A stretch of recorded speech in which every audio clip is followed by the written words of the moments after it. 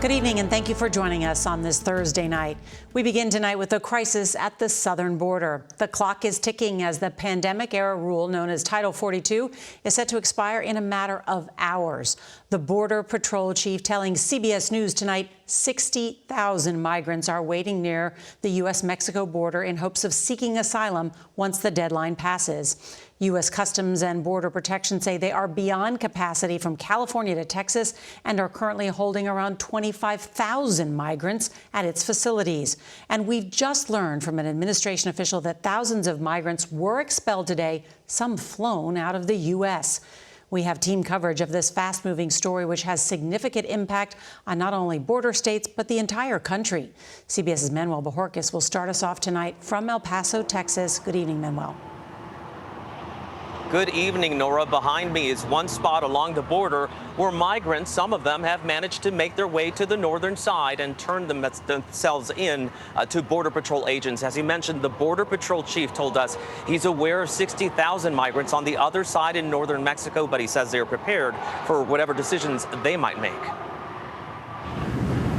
Tonight, with just hours to go before the official end of Title 42, border authorities are preparing for an influx of migrants. Since Monday, roughly 30,000 migrants have been apprehended. We're going to be ready. Raul Ortiz is the Border Patrol chief. He says his officers are prepared to handle any escalation. I think there's an impression out there that come midnight, people are going to rush the border. I don't expect that to happen. You can still prosecute, you can still repatriate. The Biden administration has proposed new immigration policies, such as restricting migrants from seeking asylum in the U.S. if they haven't applied for it in another country, like Mexico. Penalties including banishment for up to 5 years for those who try to go outside the asylum process.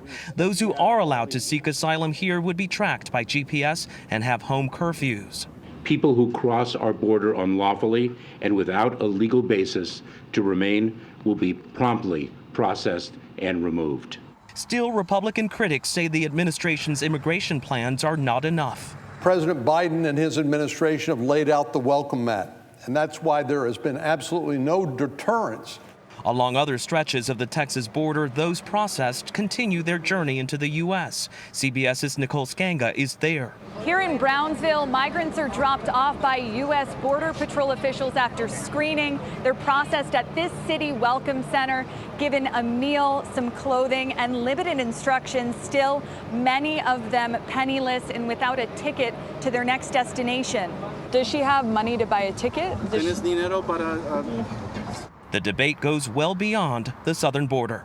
I'm Adriana Diaz in Chicago. Shelters are so overwhelmed here that migrants are sleeping in police stations, even families with small children. We spoke to one mother who's here with her husband and 3-year-old daughter. How long were you in New York for? 7 meses. 7 months. Y no conseguí trabajo. And you didn't find any work? Back along the southern border, a new reality without Title 42 is about to begin. And today, Immigration and Customs Enforcement announced that it would begin to send some deported migrants all the way back to southern Mexico instead of allowing them to return just to the other side of the border. And the agency said that it had deported thousands yesterday back to Cuba, Colombia, Honduras, and Guatemala. Nora? A crucial week, Manny Bojorquez. Thank you so much.